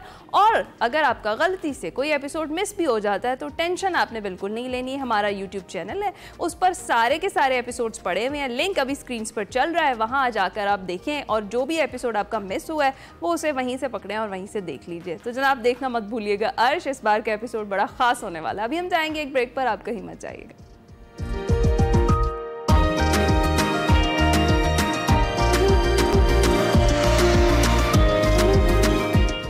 प्रोग्राम के दूसरे हिस्से में खुशामदीद जनाब। टॉप ऑफ द आवर जरा बात कर लेते हैं मुल्क की मौशी सूरत हाल की। तो पाकिस्तान की स्टॉक मार्केट की अगर बात करें तो उसमें मुसलसल हमें तेज़ी नज़र आ रही है, और 100 इंडेक्स 1,33,000 की करीबन सतह अबूर कर चुका है। और स्टॉक मार्केट में automobiles, assembler, cement, cable and electrical goods, chemical और कमर्शियल बैंक्स के जो शेयर्स हैं सरमायाकारी उसमें करने में दिलचस्पी देखने में नजर आ रही है लोगों की। और गुज़िश्ता माली साल में पाकिस्तान स्टॉक एक्सचेंज ने 55% रिटर्न दिया। पाकिस्तान की स्टॉक मार्केट दुनिया में तेजी से तरक्की करती हुई स्टॉक मार्केट्स में शामिल है, और अभी हमने सोचा कि क्यों ना, क्योंकि हर जो फाइनेंशियल मार्केट है उसके अंदर एक बूम चल रहा है। हम लोगों को जो फाइनेंशियल लिटरेसी होती है वो तो सिखाई नहीं जाती है, लेकिन अभी एक आम आदमी जो है वो भी सोच रहा है कि वो कहीं ना कहीं इन्वेस्टमेंट करे और वो भी प्रॉफिट मार्जिन जो है वो अर्न करे। तो इस सूरत हाल के लिए एक आम आदमी को गाइड करने के लिए इंतहाई पर्टिनेंट गेस्ट हमारे साथ मौजूद है, और अब्दुल रहमान नजम साहब हमारे साथ स्टूडियो से मौजूद है, इन्वेस्टमेंट एडवाइजर भी है, इसके साथ साथ स्टॉक मार्केट। अस्सलाम वालेकुम, गुड मॉर्निंग, कैसे हैं आप? वालेकुम सलाम, बिस्मिल्लाह रहमान रहीम। और ज़रा आप बताएं कि फाइनेंशियल जो सिचुएशन इस वक्त चल रही है, हमें तो हर जगह बूम दिखाई दे रहा है। जैसे मैंने कहा कि एक जो लेमैन है और वो फारिग है और कुछ ना कुछ उसके पास रकम है और वो कहीं ना कहीं इन्वेस्ट करना चाहता है, तो इस सारी सूरत हाल में एक नए बंदे के लिए सबसे बड़ा चैलेंज ये होता है कि अगर वो ब्रोकर के कहने के ऊपर करता है तो वो फिर उसमें रिस्क के बहुत ज़्यादा चांसेस होते हैं, रिस्क फैक्टर इन्वॉल्व होता है। और अगर हमने अभी रिसेंटली देख लिया कि कोई एक शेयर्स जो है वो ज़्यादा स्ट्रॉन्ग चल रहे हैं अगर हमारी पेट्रोलियम की बात करें तो उसके बाद उसका क्या हाल हुआ है वो भी हम सबके सामने है। तो इस सारी सूरत हाल में एक बंदे को खौफ यही होता है कि जो थोड़ा बहुत मेरे पास है ये भी ना डूब जाए, तो कैसे गाइड करेंगे आप? बिल्कुल, पाकिस्तान में जो है आप कहें सैलरीड क्लास में पहले इतने टैक्सेस होते हैं, exactly. तो यही एक जरिया है कि जिसके थ्रू आप इन्वेस्ट कर सकते हैं। थोड़ा सा समझने के लिए कि पिछले 2 साल में इस मार्केट में इतने अच्छे रिटर्न्स आ रहे हैं। आप सबको याद होगा, आज से 2-3 साल पहले मिफ्ता इस्माइल एक दफ़ा आए थे जब वो फाइनेंस मिनिस्टर होते थे, और उन्होंने एक स्टेटमेंट दी थी कि पाकिस्तान स्टॉक एक्सचेंज का जो शेयर है ना वो असल में 5,000 रुपये का है, और 5,000 वाला नोट जो है ना आज 500 का मिल रहा है। उस वक्त वो 1 साल तक जो है पाकिस्तान के प्रॉब्लम्स चलते रहे, किसी ने उसकी इंपॉर्टेंस नहीं दी, बहुत मजाक भी उड़ा के एक ऐसी स्टेटमेंट आपने पास कर दी है। बट वो बिल्कुल ठीक कह रहे थे, क्योंकि पाकिस्तान की जो एक एवरेज कंपनी थी ना उस टाइम पे, अगर वो लेट से 1 साल में 100 रुपये का मुनाफा करती थी तो वो 200-300 रुपये की मिल रही थी। अब लोग इस चीज़ से कनेक्ट करेंगे, आम आप मार्केट में जाएं, एक दुकान अगर होती है वो साल का 10 लाख रुपए का प्रॉफिट बनाती है तो उसकी कीमत 1 करोड़ के आसपास चल रही होती है। हाँ। तो स्टॉक एक्सचेंज भी ऐसी होता है, इसमें डिफरेंट कंपनीज होती हैं, वो कारोबार कर रही होती हैं, प्रॉफिट कमा रही होती हैं, तो उसके हिसाब से उसकी वैल्यू होती है। अच्छा, तो जब वो इतनी कम कीमत पे मिल रही थी तो वो बाइंग टाइम था। आज भी अगर देखें, एक कंपनी अगर अगेन 100 रुपये आज कमा रही है, इनके प्रॉफिट भी टाइम के साथ बढ़ते रहते हैं, तो आज भी उसकी कीमत सिर्फ 600 रुपये है। आप पाकिस्तान की हिस्ट्री भी देख लें तो ये जो है ज़्यादातर अगर 100 रुपये का प्रॉफिट होगा ना, 800 और 1000 के बीच में कीमत होती है। ठीक है। तो आम बंदे के लिए जो भी उसके पास सेविंग्स आती रहें, आप लॉन्ग टर्म में देख लें, लोगों के पास डिफरेंट ऑप्शन होते हैं, गोल्ड खरीद लें, बैंक में पैसे रख लें, सेविंग अकाउंट में। बहुत ज़्यादा लोग तो करंट अकाउंट में ही रखते हैं। हाँ। उनको इतनी भी नहीं समझ होती कि करंट अकाउंट में तो जो इन्फ्लेशन हो रही है उससे कुछ भी नहीं मिलेगा मुझे। सो आप सारी एसेट क्लासेस कहते हैं इनको, आप सबका रिकॉर्ड देखें, सबसे अच्छा रिकॉर्ड स्टॉक्स का होता है, और उसकी वजह ये होती है कि आप बिजनेसमैन के साथ पार्टनर बन रहे होते हैं। हाँ। और बिजनेसमैन का प्रॉफिट सबसे ज़्यादा होता है पूरी दुनिया में। आप अमेरिका देख लें, पाकिस्तान देख लें, हर मुल्क की जो स्टॉक एक्सचेंज होगी ना उसमें उसके टॉप बिजनेसेस जो है ना उसमें आप इक्वल पार्टनर बन सकते हैं। तो ये सबसे अच्छा तरीका होता है, आपका जितने भी पैसे आए। फिर आपने जैसे बताया कि एक कंपनी में नहीं इन्वेस्ट करना। हाँ, हो सकता है 100 कंपनीज अगर हैं, अच्छा, ज़्यादातर कंपनीज ऊपर चली जाए, लेकिन 10 कंपनीज हो सकता है उनका डाउनफॉल हो जाए किसी भी वजह से, तो आप हो सकता है उसमें इन्वेस्ट कर दें। तो आपने हमेशा 10 कंपनीज निकालनी है, ओके, और हमेशा बड़ी कंपनीज में इन्वेस्ट करें। जिन लोगों को इतनी नॉलेज नहीं है, बड़ी कंपनीज जो है उतार चढ़ाव को ज़्यादा अच्छा हैंडल कर लेती हैं, उसमें लॉसेस के चांसेस कम होते हैं। तो आप निकालें, PSX की वेबसाइट पे जाएं, शरिया कंप्लाइंट इन्वेस्टिंग लेट से आप कर रहे हैं तो जो टॉप 10 कंपनीज हैं उसमें आप अपना पोर्टफोलियो बनाएं, उसमें आप और रिसर्च करें जो आपको सबसे अच्छी लगती है, उसमें से 7-8 कंपनीज में इन्वेस्ट करेंगे तो आपको बिल्कुल कभी लॉस भी नहीं होगा। कैसे एक बड़ी कंपनी के बिजनेस मॉडल को समझा जाए और डायरेक्टली क्या आपको लगता है या इन्वेस्ट करना चाहिए या फिर म्यूचुअल फंड में करना चाहिए? अगर आप खुद समझने की कोशिश करते हैं, कौन कौन से की फैक्टर्स है जो आप अपने माइंड में रखें? देखिए, हर बिजनेस जैसे होता है ना उसकी कुछ रेवेन्यू होता है, यानी कि वो जो चीज़ बना रहा होता है उसकी प्राइस होती है, और जो वो चीज़ बनाता है उसमें कुछ खर्चे भी होते हैं। तो आपने असल में समझना होता है कि इन दोनों का डिफरेंस क्या है, वो प्रॉफिट होता है। तो अगर आप बहुत ज़्यादा डेप्थ में जाते हैं, काफ़ी मुश्किल काम होता है, हम लोग फुल टाइम बेसिस पे करते हैं। लोगों को अगर एक 100 कंपनीज़ की एवरेज है, जिसको हम जैसे कहते हैं इंडेक्स 1,30,000 पे पहुँच गया, ये असल में 100 कंपनीज़ की एवरेज होती है। हम उसमें से अच्छी कंपनीज़ भी ढूंढते हैं, लेकिन आम बंदे को ये सब करने की ज़रूरत नहीं है। वॉरेन बफे ने भी पूरी दुनिया में ये सबको समझा दिया है कि उस मुल्क का जो स्टॉक एक्सचेंज का इंडेक्स होता है ना उसमें ऑलरेडी टॉप बिजनेसेस होते हैं। तो आप अगर बहुत ज़्यादा एक्सपर्ट नहीं भी हैं फिर भी आप उसमें जो टॉप 10 है उसमें इन्वेस्ट करके बहुत अच्छा मुनाफा कमा सकते हैं। अच्छा, let's make it more easy for the audience. Let's suppose अगर मैं हूँ और मेरे पास 5,000 हैं और मैं चाहती हूँ कि मैं इन्वेस्टमेंट स्टार्ट करूँ। पहले तो मसाइल बड़े होते हैं कि अकाउंट खोला जाए और उसमें भी चले खुल गया, उसके बाद फिर अगर मैंने ये इन्वेस्ट करनी है अपनी अमाउंट, तो मुझे मेरे लिए क्या बेहतर है कि एक बड़ी कंपनी के शेयर्स जो हैं या फिर एक शेयर इतनी मालियत का ले लिया जाए, या फिर छोटे छोटे जो शेयर्स हैं बहुत सारे यानी 1000 या 100 वो खरीद लिए जाए? क्या कन्वीनियंट? इस पर आप जैसे जब टॉप 10 कंपनीज में करेंगे ना, आप उसको इक्वली भी डिवाइड कर सकते हैं और थोड़ा बहुत आपको जो कंपनी थोड़ी सी ज़्यादा अच्छी लग रही है उसमें आप थोड़ा सा ज़्यादा भी ले सकते हैं। सो लेट से किसी के पास अभी इस साल बड़े सालों बाद जो है थोड़ा सा टैक्स रेट कम हुआ है सैलरीड क्लास पे, तो सबको जो है 4-4, 5-5 हज़ार की बचत हो रही है जस्ट बिकॉज ऑफ टैक्स। मतलब अगर आप अपने पुराने खर्चे वैसे भी मेंटेन रखें फिर भी आपकी जो टेक होम इनकम है तकरीबन 5-7 हज़ार से बढ़ गई है, तो आप उसी को इन्वेस्ट करना शुरू कर दें। उसके लिए आपको कुछ भी एडिशनल करने की ज़रूरत नहीं है। आप हर महीने जाएँ, अगर आपके पास लेट से 50 हज़ार पहले से जमा हुए हैं, आप 10 कंपनीज निकालें, सब में 5-5 हज़ार के शेयर ले लें, ठीक है। और हर महीने जब आपके पास वो 5 हज़ार की सेविंग आती है, आप एक कंपनी के ले लें, दूसरे महीने में दूसरे कंपनी के ले लें, तो तकरीबन 1 साल में फिर से आपकी सारी कंपनीज जो है उनकी वैल्यू जो है वो डबल हो जाएगी क्योंकि आपने और इन्वेस्टमेंट कर दी। इसी को अगर आप करते रहेंगे ना, इसको SIP कहते हैं। अमेरिका में पहले मशहूर हुआ, फिर अब इंडिया में बहुत ज़्यादा लोग इन्वेस्टिंग करने लग गए हैं। जैसे जैसे इकोनॉमी थोड़ी बेहतर होती है लोग सेविंग की तरफ आते हैं, इन्वेस्टमेंट की तरफ आते हैं। तो इंडिया में भी SIP कैलकुलेटर होता है कि मैं हर महीने ना इतने इतने सेव करूँगा, और फिर उसमें आप अंदाज़ा लगाते हैं कि एवरेज रिटर्न जो है ना स्टॉक मार्केट का वो है साल का 20%। एक पिछले 25 साल की एवरेज निकालेंगे तो 18 से 20% का रिटर्न है। ठीक है। तो अगर आप हर महीने 5,000 भी सेव करते रहेंगे और अगले साल लेट से आपकी प्रमोशन होती है या वैसी सैलरी बढ़ जाती है, आप इसको 5,500 कर दें तो आपको पता भी नहीं चलेगा। ये छोटी छोटी अमाउंट जो है ना, आपको जब आपकी रिटायरमेंट होगी ना, ये करोड़ों में जो है ना कंपाउंड हो जाती है। अच्छा। इसीलिए कहते हैं वो compounding is the 8th wonder of the world. तो ये सबसे आसान प्लेटफॉर्म है, कोई रिसर्च करने की जरूरत नहीं है। इसमें ये चीज़ ये है कि टेम्पटिंग है, देख के भी लगता है, लेकिन बहुत सारे लोगों का, मुझ समेत बहुत सारे लोगों का ये ख्याल है कि ये स्कैम होता है। स्टॉक मार्केट जो है उसमें इन्वेस्ट करना जो है वो हम स्कैम हो जाएगा और इस तरह। और लोग क्या करते हैं फिर, जो इन्वेस्टमेंट है कुछ प्रॉपर्टी में, और कुछ लोग जैसे आपने खुद जिक्र किया गोल्ड, या फिर कुछ लोग वैसे ही बैंक में पैसे रखते हैं।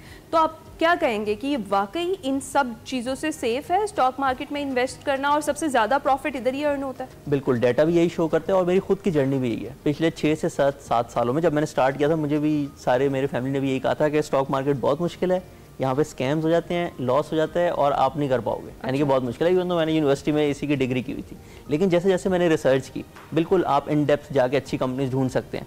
बट एक आम आदमी के लिए ये स्कैम फ्री भी है, क्योंकि आपने जो भी बाइंग करनी है ना, बैंक अकाउंट से करनी है। आपने किसी को कैश देना ही नहीं है कि वो लेके भाग जाए। आपने टॉप ब्रोकर्स के डायरेक्ट अकाउंट में पैसे जमा कराने हैं, वो शेयर्स खरीदेंगे। तो ये स्कैम फ्री भी है। हुकूमत का इदारा है CDC, जो कि आपके शेयर्स होल्ड करता है, तो कस्टडी भी आपकी जो है ना फुली प्रोटेक्टेड है। और लॉन्ग टर्म में, जैसे मैंने आपको बताया, आप अपनी मर्जी की प्रॉपर्टी की एग्जांपल भी देख लेंगे, तो भी स्टॉक मार्केट की जो एवरेज कंपनी है ना, जैसे बताया कि आप 10 कंपनीज में सब में थोड़ा थोड़ा इन्वेस्ट करें, उसने ज़्यादा रिटर्न दिया आपको। और इसके पीछे लॉजिक ये है कि आप जैसे रियल एस्टेट में देखते हैं, रियल एस्टेट में डेवलपर्स जो है वो ज़्यादा कमा लेते हैं। जो बंदा प्लॉट खरीदता है उसके साथ तो स्कैम हो जाता है, उसका तो प्लॉट उस वैल्यू से बढ़ता नहीं है। लेकिन जो स्टॉक मार्केट की कंपनीज हैं, उनके ओनर का प्रॉफिट और जो उसमें शेयर ले रहा है, वो दोनों बराबर होते हैं। ये इक्वल ट्रीटमेंट होती है। इसी वजह से दुनिया भर में 100 साल की भी रिसर्च हुई है, क्रेडिट स्विस ने की थी, एक इंटरनेशनल बैंक है। उन्होंने पूरी दुनिया में देखा कि कौन सी एसेट क्लास सबसे ज़्यादा रिटर्न देती है लॉन्ग टर्म, उसमें भी स्टॉक्स नंबर 1 थे। और इसके पीछे सोचना आपने सिर्फ ये है कि जब आपने स्टॉक्स खरीदे ना, आप उस कंपनी के जो ओनर हैं उनके साथ पार्टनर बन गए। अब आप खुद सोचें कि लोग आते रहते हैं कि पाकिस्तान के बिजनेसमैन बहुत कमाते हैं, महंगाई हो गई, इनके प्रॉफिट बढ़ते जा रहे हैं, तो आप भी उसमें इक्वल पार्टनर बन सकते हैं। ओके, ज़बरदस्त। इसके बाद तो मुझे लगता है कि सबसे पहला काम हमने जब जाना है तो यही करना है कि हम। और बहुत आसान है, मतलब अब तो गवर्नमेंट का नया एक रूल आया है कि अगर आपने 10 लाख तक इन्वेस्टमेंट करनी है ना, तो आपसे कोई सोर्स ऑफ इनकम भी नहीं मांगेंगे, सिर्फ शनाख्ती कार्ड पे ही जो है आप 10 लाख रुपए इन्वेस्ट कर सकते हैं। Okay, that's great. अच्छा, एक और जो चीज़ सबके जहन में आती है वो ये है कि जब से हम देख रहे हैं कि स्टॉक मार्केट जो है वो बुलंदी की तरफ जा रही है, 100 इंडेक्स में हम देख रहे हैं इजाफा हो रहा है, आप क्या कहेंगे जो स्टॉक मार्केट जिस हिसाब से ग्रो कर रही है, जो लोगों ने इन्वेस्ट किया हुआ है उनके प्रॉफिट मार्जिन भी उसके अकॉर्डिंगली ही ग्रो कर रहे हैं, या वो उनकी रेशो अलग है उनके राइज की जो स्टॉक मार्केट की है उससे? नहीं, ये बिल्कुल सेम होता है, बल्कि ज़्यादातर लोग तो इससे ज़्यादा भी कमा लेते हैं जो थोड़ा सा रिसर्च करते हैं, अच्छी कंपनी ढूंढ लेते हैं। जैसे मैंने आपको बताया ना, ये जो 100 इंडेक्स है जो आज 1,30,000 पे है, इसमें 100 कंपनीज हैं, उन सबको डिफरेंट वेट मिला हुआ है और उनकी जो भी कंबाइंड वैल्यू होती है ना, वो इंडेक्स बन जाता है। ओके। सो जिस तरह उनके शेयर्स बढ़ते हैं तो ये इंडेक्स भी बढ़ जाता है। ये इंडेक्स खुद ब खुद किसी दिन 1000 पॉइंट नहीं बढ़ सकता। ठीक है। उसके पीछे जो कंपनीज हैं उनकी जब शेयर प्राइस बढ़ती है फिर ये इंडेक्स बढ़ता है। ओके। अच्छा, आपकी मौजूदगी का हम फायदा उठाएंगे, आप एक्सपर्ट हैं। एक चीज आजकल क्रिप्टो का बड़ा चर्चा है, क्रिप्टो हर कोई कर रहा है, तो आपके ख्याल में क्या सेफ है, उधर इन्वेस्ट करना या फिर स्टॉक में? देखिए, जब भी आप अपनी सेविंग्स अपनी पूरी मेहनत करके कमाएंगे, तो आप उसमें किसी ऐसी चीज में नहीं लगाएंगे जिसकी अभी हिस्ट्री बहुत कम हो। तो कम से कम हमेशा किसी ऐसे एसेट क्लास में इन्वेस्ट करना चाहिए जिसकी लॉन्जिविटी कम से कम 25-30 साल की हो। सो आप कुछ छोटा सा पोर्शन, आपको शौक है, आपने उसके बारे में पढ़ा है, थोड़ा सा कर सकते हैं अपनी सेविंग्स का। लेकिन अगर आप अपनी सारी सेविंग्स जो है उसमें लगा देंगे, और उसमें वॉलेटिलिटी भी इतनी ज़्यादा होती है, गवर्नमेंट की कोई रेगुलेशन भी नहीं है, आपने जिधर वो इन्वेस्टमेंट की हुई है हो सकता है वो कंपनी भी आपके साथ फ्रॉड कर दे, तो बहुत स्मॉल पोर्शन ऑफ सेविंग्स अगर आपके पास लेट से बाहर कुछ पैसे पड़े हुए हैं, क्योंकि पाकिस्तान से लेना तो इलीगल है, तो आप उसमें कर सकते हैं। लेकिन ये सोचें कि हमेशा सेफ्टी का भी ध्यान रखना होता है। इधर आप इन्वेस्ट कर रहे हैं, आप 10 डिफरेंट कंपनीज में जिनकी 30-40 साल की हिस्ट्री है, कोई बिलियंस ऑफ डॉलर्स का मार्केट कैप है, उसमें इन्वेस्ट कर रहे हैं, और फिर भी 10 कंपनीज में कर रहे हैं, उसमें भी एक कंपनी में नहीं कर रहे, तो इसकी सेफ्टी वर्सेस उसकी सेफ्टी को कंपेयर करें। और ज़्यादातर आपकी जो सेविंग्स है ना वो इस एसेट क्लास में होनी चाहिए। थोड़ी बहुत अगर आप लगाना चाहते हैं, आपको समझ है क्रिप्टो की, तो आप उसमें कर सकते हैं। ठीक है, ठीक है। Thank you so much Abdurrahman Najam Sahab हमारे साथ। तो जनाब, हमने आपको इंतहाई पर्टिनेंट गेस्ट के साथ गाइड कर दिया है कि किस किस तरीके से आप इन्वेस्टमेंट कर सकते हैं और कहाँ कहाँ सेव है। तो वो आप पे डिपेंड करता है कि आपने कहाँ पर अपनी इन्वेस्टमेंट करनी है। और वैसे जिस तरह से अब्दुर्रहमान साहब ने बताया कि स्टॉक मार्केट में बहुत पोटेंशियल है, तो आप वहाँ इन्वेस्टमेंट कर सकते हैं। और एक आम आदमी किस तरह कर सकता है, ये भी बड़े अच्छे तरीके से एक्सप्लेन कर दिया। हम जाएंगे ब्रेक पर, आप कहीं मत जाइएगा।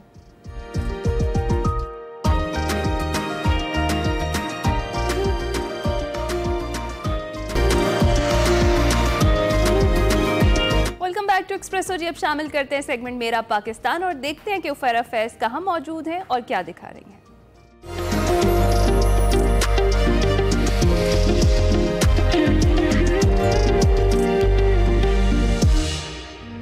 प्लास्टिक हमारी रोज़मर्रा के ज़िंदगी का बहुत बड़ा हिस्सा बन चुकी है, लेकिन क्या आप ये बात जानते हैं कि यही प्लास्टिक ना सिर्फ हमारी ज़मीन, हमारे दरियाओं, बल्कि हमारे माहौल के साथ साथ हमारी सेहत के लिए कितनी ख़तरनाक है। मगर अब तसल्ली की बात यह है कि पंजाब गवर्नमेंट ने निजी कंपनी के ताबन के साथ पाकिस्तान में पहली बार रिवर्स वेंडिंग मशीन मुतारिफ करवाई है। अब इस मशीन में आप प्लास्टिक की मुख्तलिफ बॉटल्स डालकर रिवॉर्ड्स हासिल कर सकते हैं। तो आइए आपको लेकर चलते हैं और आपको दिखाते हैं कि ये मशीन काम किस तरह से करती है और आने वाले दिनों में ये मशीन्स आपको पंजाब के कौन कौन से इलाकों में नजर आएगी।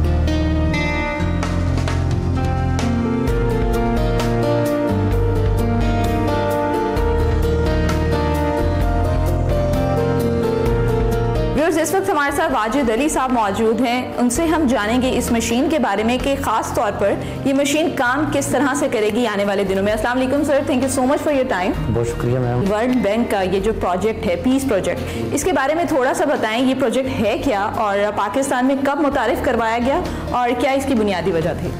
जी मैम, जो प्लीज़ प्रोजेक्ट है इसको ऑलमोस्ट 1 ईयर हो गया है और ये साउथ एशिया कंट्रीज़ में वर्ल्ड बैंक की तरफ से फंडिंग है। तो जिसका मकसद ये था कि जो plastic free rivers and seas of South Asia, जो और ख़ासतौर जो हमारे पास लाहौर के अराउंड रिवर रावी है और यहाँ पर जो कनाल्स हैं, इनको हम प्लास्टिक से फ्री करें।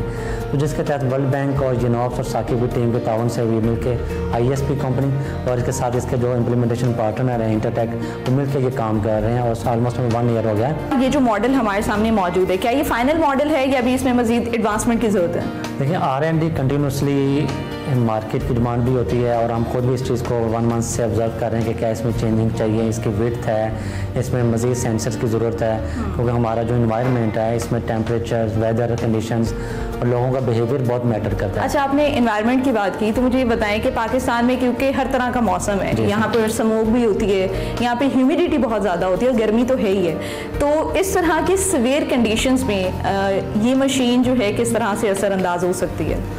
जो सीवियर इन्वायरमेंट को मद्देनज़र रखते हुए हमारे साथ डिफरेंट यूनिवर्सिटीज़ के जो रिसर्च के स्टूडेंट्स हैं, प्रोफेसर्स हैं और फिर फील्ड के प्रोफेशनल्स हैं, वो हमारे साथ कंटिन्यूसली इन्वॉल्वमेंट है। ठीक है। अगर कहीं भी चैलेंजेस आता है तो उसको रिजॉल्व करने के लिए क्या वो ऑन द स्पॉट जो है ना वो उसको रिजॉल्व कर दिया जाएगा। ह्यूमिडिटी की बात करें तो वो ज़ाहिर बात है सेंसर्स के इलेक्ट्रॉनिक्स जो चीज़ें उन पर इम्पैक्ट पड़ेगा। फिर अगर टेम्परेचर इंक्रीज़ करता है, ऑफकोर्स सम टाइम लोग जो है वो बॉटल्स पीते हैं, उसमें पानी होता है, बिल्कुल ऐसे वो फेंक देते हैं, वो चीज़ें डिस्टर्ब करेंगे। इन सब कुछ चीज़ों को मद्देनजर रखते हुए जो ऑपरेशनल चैलेंजेस आएंगे उनको देखते हुए हमने ऐसे लोगों को आपके साथ इन्वॉल्व किया हुआ है जो कंटिन्यूसली से काम करेंगे। तो अगर हम अपने लोगों को कोई एक डेमो करके दिखा सकें और साथ ही साथ आप बता भी दें कि ये मशीन जब आने वाले दिनों में वो लाहौर के मुख्तलिफ इलाकों में देखेंगे तो किस तरीके से इसके साथ इंटरेक्ट कर सकते हैं, किस तरीके से जो बॉटल्स हैं वो डिस्पोज होंगी, तो वो अगर आप हमें करके थोड़ा सा बताएं। इसमें मैं आपको डेमो करके दिखाता हूँ कि अगर लेट्स सपोज इसमें मैं प्लास्टिक की बोटल्स हैं, अभी प्लास्टिक बोटल्स अगर मैं किसी बिन में डंप कर देता हूँ तो ये कंटेमिनेट हो जाती है, इसका जो रिसाइकलिंग या फिर वो कंटेमिनेशन की वजह से जो वो हमें अच्छी प्रोडक्ट नहीं मिलती। तो ये सबसे पहले जब मैं इसको प्रेस से करता हूँ तो देन मुझे ऑप्शन आता है कि आपने जो प्लास्टिक की बोतल इसको ड्रॉप ऑफ करें। तो मैंने ड्रॉप ऑफ की है इसमें प्लास्टिक की बोतल, तो मैं इसको यहाँ पे भी आगे का 1 बोतल मैंने इंसर्ट की यहाँ पे डाटा आ जाएगा। फिर मैं नेक्स्ट B करता हूँ तो यहाँ से वो मुझसे मांग रहा है कि मैं अपना कॉन्टैक्ट नंबर दूँ ताकि उनके डाटा में सेव हो जाए जो मेरी मोबाइल ऐप के थ्रू लिंक है। ठीक है। वो मैं इंटर करता हूँ, तो ये मैंने किया। उसके बाद मैं इसमें C प्रेस करूँगा इसमें। अब इसमें मेरे पास अर्निंग पॉइंट्स भी आ रहे हैं कि जो मैंने अर्निंग पॉइंट्स कितने लिए हैं यहाँ पे सारा, और साइमल्टेनियसली साथ साथ उसके साथ कनेक्ट हो रहा है डैशबोर्ड में कि जो आ रहा है इसका डाटा। अब इसमें हम रेटिंग दे सकते हैं, जैसे अभी आपने कहा कि अगर कोई मशीन में प्रॉब्लम आ रही है, तो लेट्स सपोज कोई भी यूज़ कर रहा है, उसको ये मशीन में कुछ चैलेंजेस हैं, तो वो अपनी रेटिंग दे सकता है कि यहाँ पे अपने कमेंट्स दे देगा कि एक्सीलेंट है, गुड है, न्यूट्रल है, या बैड है, या वेरी बैड है। इस खाने में आप कप्स और कटलरी डाल सकते हैं। तो एक मेरा बुनियादी सवाल आपसे ये है कि लोगों को अभी इस चीज़ के बारे में नहीं पता कि प्लास्टिक की भी डिफरेंट टाइप्स होती हैं। गुड प्लास्टिक भी होता है, बैड प्लास्टिक भी होता है, और सिर्फ प्लास्टिक ही नहीं, जो प्लास्टिक की बॉटल होती है उसके ऊपर एक हमें रैपर देखने को मिलता है, वो भी जो है डिस्पोज करना बहुत ज़रूरी है। तो इसके बारे में थोड़ा सा हमारे देखने वालों को बताइए। जी, वैसे बहुत अच्छा क्वेश्चन आपका इस पर है, क्योंकि लोग ये समझते हैं कि जो प्लास्टिक की बोतल है ना, ये तो ऑलरेडी क्रश हो रही है, रिसाइकल हो रही है, तो ये मशीन क्या रोल प्ले करेगी। लेकिन उसमें जो रैपर होता है, फिर सिंगल यूज़ प्लास्टिक है, जैसे आपने बताया कि कप और कटलरी है, जो अक्सर हमारे कनाल्स में, ओपन प्लॉट्स में या अलॉन्ग द रोड जो हम डंप कर देते हैं, ठीक है, वो भी रिसाइकल नहीं हो पाते, क्योंकि वो उसकी कंटेमिनेशन ज़्यादा हो जाती है। मशीन डिज़ाइन का मकसद है कि लोगों में अवेयरनेस क्रिएट करनी है कि जो बैड प्लास्टिक है उसको भी हम रिसाइकल कर सकते हैं, ना कि सिर्फ हम प्लास्टिक बोतल के तक महदूद हैं। अभी भी जो ज़्यादा लोगों की हाइट है वो कि प्लास्टिक बोतल पे हैं। बिल्कुल ऐसे ही। जो बैड प्लास्टिक है उसके बारे में कोई नहीं सोचा, और बैड प्लास्टिक आपको पता है कि हमारे बर्निंग में यूज़ होता है। अक्सर जो इंडस्ट्रीज़ हैं उनमें बर्निंग के लिए इस्तेमाल करते हैं जो प्लास्टिक के लिए, फ्यूल हैज़ फॉर फ्यूल के लिए ना। अच्छा सर, इको ब्रिक्स का जो कॉन्सेप्ट है वो बड़ा डिफरेंट भी है और यूनिक भी है, लेकिन अगर हम अपने आम व्यूअर को ये समझाना चाहते हैं कि बुनियादी फ़र्क क्या है एक आम ईंट में और इको ब्रिक में, तो क्या कहेंगे आप? अच्छा, मैं इको ब्रिक्स में तो फ़र्क तो इतना कोई नहीं है, जिसमें इसमें प्लास्टिक की बोतल हम जो प्लास्टिक है वो ऐड कर रहे हैं, ठीक है, और लोगों में एक अवेयरनेस के लिए कि हम इससे डिफरेंट प्रोडक्ट बना सकते हैं। स्ट्रेंथ वाइज वो सेम होगी और ड्यूरेबिलिटी भी सेम होगी। अच्छा। और ये कि उसको हम जो डेकोरेशंस और आउटडोर साइट्स पे वहाँ पे इंस्टॉल कर सकेंगे, और जहाँ जहाँ ब्रिक्स लग रहे हैं उसका भी डाटा हमारे पास होगा, ठीक है, ताकि इन केस ऑफ डेमोलिशन जब एंड होगी तो वो उसको हम प्रोसेस कर रहे हों। जो ऐप के थ्रू जब आपने यहाँ पर इसको स्कैन करना है, तो जो यूज़र है उसके पास भी इंटरनेट होना ज़रूरी है? ऑफ कोर्स, अब तो हर एक के पास मोबाइल में इंटरनेट है, और उसकी ऐप है, जो उसमें उसके बाद जो ऐप होगी ना, वो अपनी ऐप इंस्टॉल करेगा और अपने क्रेडिट को रिडीम करने के लिए ये स्कैन QR कोड को यूज़ करेगा। ठीक है। उसको एक वोचर मिल जाएगा ऑनलाइन, उस वोचर को यूटिलाइज़ करते हुए वो हमारा जो 365 वोचर कंपनी है उनके साथ एक माहिदा है, MOU है, कि जो फूड चेन्स हैं या रिटेल शॉप्स हैं, जो डिपार्टमेंट स्टोर्स हैं, उनके साथ वो लिंक अप करेंगे, वो कहीं भी जाते हुए अपना वो वोचर यूटिलाइज कर सकेंगे। ठीक है, तो वहाँ पे उसको एक डायरेक्ट बेनिफिट मिल जाएगा। अच्छा, मुझे ये बताएं कि कोई मखसूस लिमिट है क्रेडिट पॉइंट्स की, कि अगर आप उस पॉइंट्स तक पहुँचेंगे तो ही वो आपके वॉलेट में रिफ्लेक्ट होगा? डेफिनेटली, देखिए अगर 1 kg तक अगर बोतल वो अपना इसमें टॉप अप कर लेता है, उसके क्रेडिट बन जाते हैं। मिनिमम 1 kg रखा हुआ है, और मैक्सिमम तो वो जितना मर्जी करे। सर, हुकूमत का इस पूरे इनिशिएटिव में अब तक क्या रोल रहा है, और आने वाले टाइम पीरियड में आप अपने इस प्रोजेक्ट को हुकूमत के ताउन के साथ कहाँ पर देखते हैं? गवर्नमेंट पंजाब, जो हम अगर हुकूमत की बात करें तो उनका ये फर्स्ट है कि उन्होंने हमारे साथ MOU साइन किया, जो एक बहुत अच्छी चीज़ है प्राइवेट कंपनी के साथ करना। फिर उनका जो विजन है कि अक्रॉस पंजाब लेके चलना है, कि सिर्फ हम इस लाहौर तक महदूद ना कर दें, क्योंकि लाहौर तक अगर कर दें तो फिर आपको पता है कि फिर लाहौर के लोग इससे फ़ायदा उठा सकें, लेकिन गवर्नमेंट का जो प्लान है अक्रॉस पंजाब है। अगर हमने अभी भी इन चीज़ों को सीरियसली ना लिया, प्लास्टिक की कंजम्पशन को हमने कंट्रोल ना किया, तो आने वाले 5 से 10 सालों में हमें किस किस तरह के खतरात का सामना करना पड़ सकता है? अगर हम इन्वायरमेंट को सीरियसली लेंगे तो इन्वायरमेंट फिर सीरियस हो जाएगा, और जो इन्वायरमेंट जब सीरियस होता है तो हमने देखा कि हमने एयर पोल्यूशन को भी फेस किया। फर्स्ट फेज में लाहौर एयर पोल्यूशन का फेस कर रहा था, नेक्स्ट फेज में वो हमारे अक्रॉस पंजाब वो सारी पोल्यूशन फैली। उसका रीज़न सिर्फ ये नहीं है, उसमें प्लास्टिक बर्निंग है, फिर ट्रांसपोर्टेशंस हैं, और वेस्ट मैनेजमेंट की है जो है, ये सारी चीज़ें मैटर करती हैं। तो इसके लिए हमें सीरियस होना पड़ेगा, क्योंकि पाकिस्तान वाहिद कंट्री दुनिया में जो कि इन चैलेंज को फेस कर रहा है।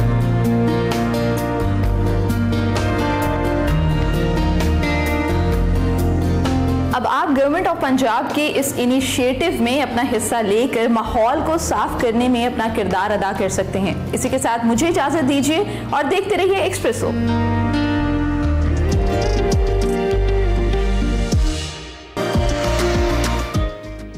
Welcome back to Expresso ji. अब जरा कुछ क्रिकेट की बात कर लेते हैं जनाब। बांग्लादेश के खिलाफ T20 सीरीज के लिए 15 रुकनी कौमी स्क्वाड जो है उसका ऐलान कर दिया गया है और कहा यह जा रहा है कि कुछ तजुर्बाकार खिलाड़ी भी शामिल है, वहीं कई जो नौजवान और बासलाहियत जो प्लेयर्स हैं उनको भी मौका दिया गया और इसके साथ साथ जो डोमेस्टिक स्ट्रक्चर है उसको भी तब्दील कर दिया गया। इस पर हमने बात करनी में ज्वाइन कर चुके हैं doctor of cricket none other than Mirza Iqbal Baig साहब। अस्सलाम वालेकुम मिर्जा साहब, गुड मॉर्निंग, आप कैसे हैं? वालेकुम अस्सलाम हिना, सुबह खैर, मैं बिल्कुल ठीक हूँ। मिर्जा साहब, ये जो कौमी स्क्वाड है इसमें जो हमारे खास तौर पर नौजवान खिलाड़ियों की शमूलियत है उसको आप कैसे देखते हैं? सबसे पहले तो है ना सवाल ये पैदा होता है कि कौमी सिलेक्शन कमेटी के 3 अरकान जिनका ताल्लुक लाहौर से है, आकिब जावेद, अजहर अली और अलीम डार, इनमें से कोई भी कल मौजूद नहीं था प्रेस कॉन्फ्रेंस में। और chief operating officer Sumair Ahmed Syed ने जो है वो ऐलान किया, उनके साथ आमिर मीर जो थे वो advisor to chairman on media affairs वो मौजूद थे। सवाल ये पैदा होता है कि कोई ना कोई सिलेक्टर तो होना चाहिए था ताकि वो सहाफियों के सवालात के जवाब दे देता। अब आप इस सिलेक्शन की तरफ आए। मजाक है ये कि कल पाकिस्तान क्रिकेट बोर्ड के CEO ने टीम का ऐलान किया और उसके कई घंटे के बाद पाकिस्तान क्रिकेट बोर्ड की जानिब से एक प्रेस रिलीज आया कि बाबर आजम, शाहीन शाह अफरीदी और मोहम्मद रिजवान को ट्रेनिंग कैंप में शामिल कर लिया गया है। हाँ। और इनके अलावा वसीम जूनियर को भी ट्रेनिंग कैंप में शामिल किया है और नसीम शाह को भी।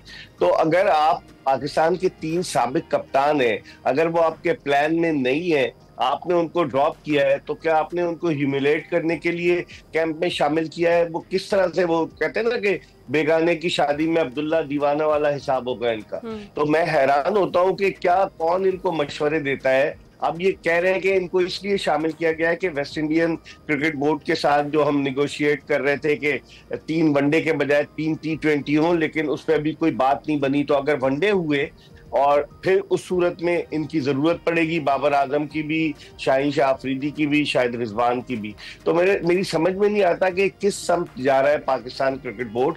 पाकिस्तान क्रिकेट बोर्ड के चेयरमैन मोहसिन नकवी साहब चाहते हैं कुछ हो, वो बड़े मसरूफ है, उन्होंने दीगर लोगों पर छोड़ा हुआ है। कभी आप डोमेस्टिक की है ना, आपने बात की कि डोमेस्टिक क्रिकेट में कभी आप चैंपियंस कप कराते हैं, 2 टूर्नामेंट हुए चैंपियंस कप के, एक वनडे एक T20, उसके बाद आप उसको वाइंड अप कर दिया। जो आप मेंटोर लेकर आए, 50-50 लाख रुपए महीना मेंटोर को दे रहे थे, उनमें से 3 मेंटोर जो है वो चले गए, वकार यूनुस, सकलैन मुश्ताक और शोएब मलिक, 2 बाकी रह गए, मिसबाहुल हक और सरफराज अहमद। तो करना क्या चाह रहे हैं समझ में नहीं आता। जो मशवरा दे देते हैं थिंक टैंक वाले वही किया जा रहा है। ये बहुत बड़ा मजाक उड़ा है, क्योंकि आप देखें दुनिया में किसी भी क्रिकेट बोर्ड का चीफ ऑपरेटिंग ऑफिसर या चीफ एग्जीक्यूटिव टीम का ऐलान नहीं करता। ये तो क्रिकेट रिलेटेड चीज है, टीम का ऐलान करना चाहिए। अब आप टीम के ऐलान पे आ जाए ना, टीम के ऐलान में 2 प्लेयर्स ऐसे शामिल किए गए, मैं हैरान होता हूँ। मोहम्मद नवाज, उनकी PSL में क्या परफॉर्मेंस थी, 4 मैचेस में 48 रन 2 विकेटें। उससे पहले T20 नेशनल कप जो हुआ था उसमें 3 मैचेस में 89 रन 2 विकेटें। हाँ। उनको आप लेकर आ गए। उन्होंने जनवरी 2024 में आखिरी T20 खेला था। फिर उसके अलावा हुसैन तलत में क्या रखा है, उनको आपने रखा हुआ है हुसैन तलत को, और वो आखिरी T20 जो है वो 2021 में खेले थे। 4 साल के बाद अगर वो खेलते तो उनकी वापसी होगी, उनकी परफॉर्मेंस सबके सामने। तो समझ में नहीं आता कि आप नौजवानों को, अब नया आपका फास्ट बॉलिंग अटैक आ गया है, अहमद दानियाल है इसमें सलमान मिर्जा है, और उसके अलावा सलमान मिर्जा की सिलेक्शन पे भी कमेंट कीजिएगा, उसको कैसे आप देखते हैं? सलमान मिर्जा ने आखिरी 3-4 मैचेस में लाहौर कलंदर्स की जानिब से PSL में अच्छी परफॉर्मेंस दी, शायद उसकी बेसिस पर, लेकिन हमारे यहाँ सब कंसिस्टेंसी नहीं है। कहाँ गया मोहम्मद हसनैन, कहाँ गया शाहनवाज दहानी? बहुत सारे ऐसे फास्ट बॉलर्स हैं कि जिनको हमने बिल्कुल यकसर नजरअंदाज कर दिया है। तो ये टीम का कॉम्बिनेशन, क्योंकि अब हारिस रऊफ अनफिट है, आपने नसीम शाह की फिटनेस पर क्वेश्चन मार्क उठा दिया, फिर उनको कैंप में भी रख लिया है। शाहीन शाह अफरीदी, बाबर आजम, इनके साथ पता नहीं कौन इंतकाम ले रहा है। $1 मिलियन क्वेश्चन है ये इसका जवाब देना पड़ेगा पाकिस्तान क्रिकेट को, क्योंकि अब सितंबर में एशिया कप है, वहाँ रिवायती हरीफ भारत हमारे मद्दे मुकाबिल होगा। 3 मैचेस हैं भारत से, अगर हम एक मैच पहला जीतते हैं और हम सुपर 4 के लिए क्वालिफाई कर जाएंगे, सुपर 4 में भी है, और इंशाल्लाह फाइनल में जाते हैं तो फाइनल में भी हमें शायद भारत टक्कर जाए। हमारी समझ में नहीं आ रहा कि कौन चला रहा है मामला। बड़ी क्रिटिसिज्म हुई है, और डोमेस्टिक क्रिकेट का आप देखें 6 टीमें बना दी कर दी इन्होंने, 8 टीमें, 6 6 अभी वही है जो पिछले साल की थी, 2 और ऐड कर रहे हैं, वो भी 2 किधर से ऐड कर रहे हैं कि ग्रेड 2 की। समझ में नहीं आता। कराची क्रिकेट की नर्सरी है, 21 साल कराची ने कायदम ट्रॉफी जीती है, वो टीम बाहर हो गई। आपको कोई प्लान करना है, आप पहले से टीमों को बताएं कि देखें ये हम अगले साल जो टॉप 6 टीम होंगी, जो टॉप 8 टीम्स होंगी वो आएंगी, ताकि वो तैयारी करें। तो ये समझ में नहीं आ रहा, शुत्रे बेमुहार बन चुका है पाकिस्तान क्रिकेट बोर्ड, किस तरफ जा रहा है किस तरफ नहीं जा रहा। आप दुरुस्त कह रहे हैं कि जवाब तो वाकई देना पड़ेगा। और अच्छा, ये नए डोमेस्टिक जो स्ट्रक्चर है इसको किस एंगल से फिर आप देखेंगे, या फिर ये बेहतरी की जानिब एक कदम है या महज कागजी कार्रवाई आप समझ रहे हैं? 4 साल में 4 मरतबा डोमेस्टिक सीजन में डोमेस्टिक स्ट्रक्चर को चेंज किया गया है, और 4 साल में पाकिस्तानी क्रिकेट टीम सिर्फ 3 टेस्ट सीरीज जीती है। तो आप अंदाजा लगाएं रिफ्लेक्शन कहाँ है। मेरी तो समझ में नहीं आ रहा कि हर दफा तब्दीलियां, पै दर पै तब्दीलियां, कौन करता है ये तब्दीली, कोई पूछे। और मोहसिन नकवी साहब ने चूंकि दीगर लोगों पे छोड़ दिया है तो वो अपनी मर्जी चला रहे हैं। खुर्रम नियाजी जो है वो डायरेक्टर डोमेस्टिक है, वो डेप्टी कमिश्नर झंग रहे हैं, सियालकोट के डेप्टी कमिश्नर रहे, वो आ गए। अब उनको 10-11 फर्स्ट क्लास मैच खेले, उनको इतना आइडिया नहीं है।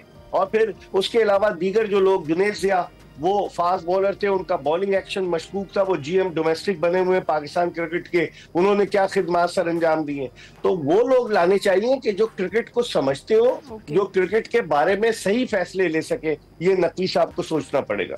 ठीक है, बहुत शुक्रिया मिर्जा इकबाल बेग साहब, हमारे साथ में क्रिकेट पर हम डिस्कशन कर रहे थे। अभी हम जाएंगे ब्रेक पर।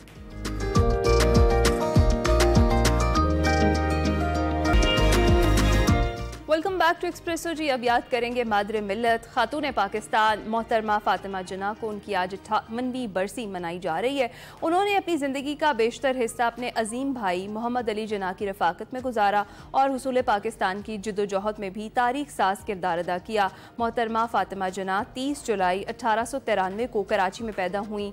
बचपन से ही अपने भाई मोहम्मद अली जिन्ना से बेइंतहा मोहब्बत करती थी। आला तालीम हासिल की और डेंटल सर्जन बनी। उन्होंने पाकिस्तान बनने के बाद बैरूनी कर्जों, पसमानदा इलाकों में साइंटिफिक तालीम, निसाबात में इस्लामी इक़दार, पार्लिमानी दस्तूर की तश्कील में ताख़ीर और खारजा पॉलिसीज़ के खिलाफ गैर मुतवाज़न रवैयों की जानिब हुकूमत की तवज्जो दिलाई और वतन अजीज़ में आमरीत का डट कर मुकाबला किया। फातिमा जिन्ना क़याम पाकिस्तान की जद्दोजहद में कायदे आज़म के शाना बशाना रहीं। कायदे आज़म की वफ़ात के बाद उन पर बहुत मुश्किल वक्त आया। फातिमा जिन्ना के खिताब पर पाबंदी लगा दी गई। फातिमा जिन्ना ने अपने भाई के मिशन को आगे बढ़ाया। आपने 1955 में माई ब्रदर के नाम से किताब लिखी, जो 32 बरस बाद 1987 में शाया की गई। कराची में फातिमा जिन्ना के नाम से मंसूब डेंटल कॉलेज भी कायम किया गया और फातिमा जिन्ना ने 1965 में सदारती इंतखाब में हिस्सा लिया और मोहतरमा फातिमा जिन्ना 9 जुलाई 1967 को कराची में इंतकाल कर गई और उन्हें अपने अजीम भाई के मज़ार के हाथे में सुपुर्द खाक कर दिया गया। छोटा सा ट्रिब्यूट आज हमने उनको पेश किया। इसके साथ ही हम आपसे इजाज़त चाहेंगे। आपसे मुलाकात होगी कल। अपना ख्याल रखिएगा, फीडबैक ज़रूर दीजिएगा। अल्लाह हाफ़िज़।